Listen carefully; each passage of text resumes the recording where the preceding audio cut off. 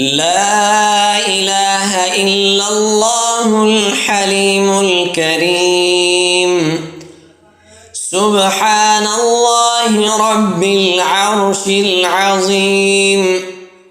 والحمد لله رب العالمين.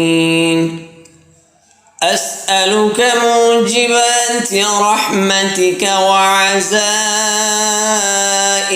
مغفرتك والغنيمة من كل بر والسلامة من كل إثم.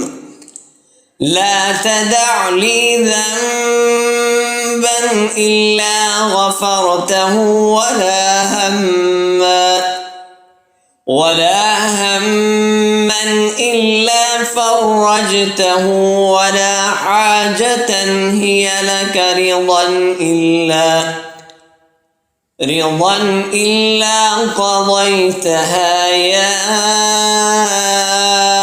أرحم الراحمين.